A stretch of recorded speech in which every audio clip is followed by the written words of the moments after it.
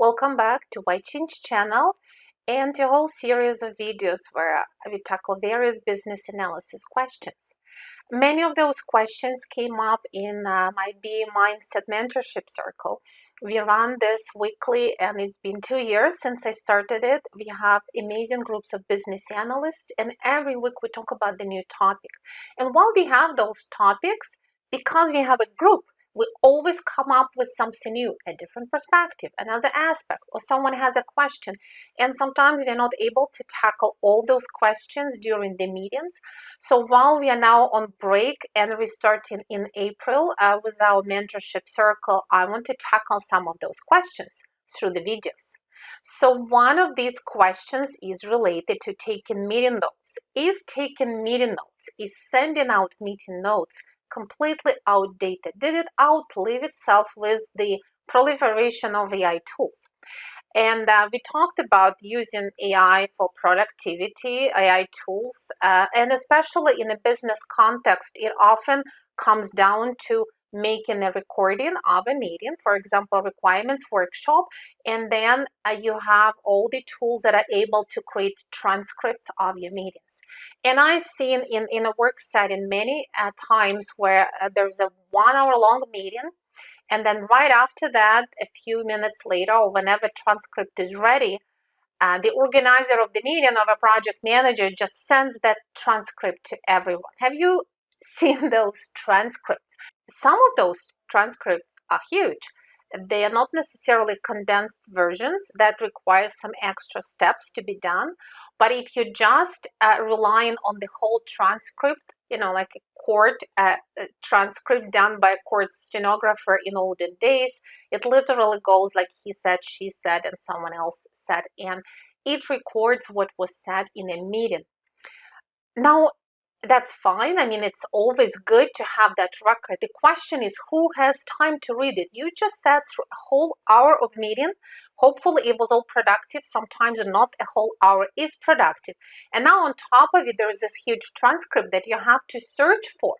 If you miss the meeting for any reason, are you really ready to read the whole thing?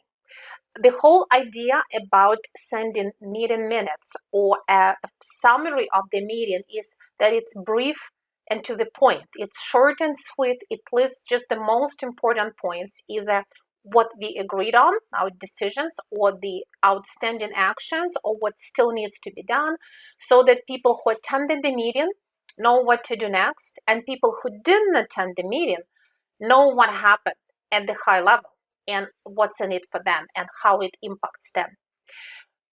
So we used to do this as business analysts after our requirements workshops as extract of requirements backlog. For example, we confirmed requirement 1, 2, and 3, or user story A, B, and C. We have an outstanding user story, we have a new user story, or we started this diagram but we didn't complete it. So often, for example, my meeting notes would actually be a list of references to requirements artifacts with what's its status or what is the next step that we need to do on each. Review this diagram, confirm this piece of data, give me some new report so that we can validate this in this scenario, and it all traces back to requirements.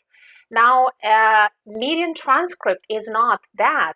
It's a whole lot of text, including people thinking, commiserating, making comments, going back and forth, and maybe changing their mind. And going through that is really like you have to do analysis all over again. So while as a business analyst, you may like having those transcripts, and it definitely helps you if you were too rushed and you weren't making notes. However, please remember that it does not replace a proper meeting summary. And funny enough, in one of the recent meetings where I participated as an expert, I made a comment or I asked an important question to which I didn't actually get a complete answer from our partners. And I wanted to make sure that my question is recorded and addressed later because it was really important for the architecture of the solution. When I looked at the transcript later, I didn't find my question. I didn't actually find it. So what is interesting is that you can't rely that that transcript is complete. Maybe I was not speaking at the right pace or with the right volume, or I don't know what happened, but my particular question, which I thought was important, was not recorded. And that's the type of question that I would have liked to include in meeting notes to make sure it is followed up, because that would feed into requirements and essential requirements for that project. Okay, so if you are a business analyst, if you are recording your meetings, requirements, workshops, meetings with stakeholders, if you are relying on transcripts, remember that out of all that, there is one more steps to create an executive summary of those transcripts. The key list of action items, follow-ups, requirements, questions, outstanding questions, whether you use AI tools to do that or you do it yourself or you were doing it in parallel, but you need to be very clear what happens after the meeting, and it shouldn't take me a whole hour to read it again. With that, I'll see you in the next video. Let me know what you think of this topic of AI-generated notes versus the notes you would do yourself. And remember that as a business analyst, you are still responsible for thinking. You are responsible for those thinking meetings actually producing useful results and moving you ahead in requirements analysis. I'll see you in the next video. And if you are interested in joining our mentorship group, I will post information below. Take care.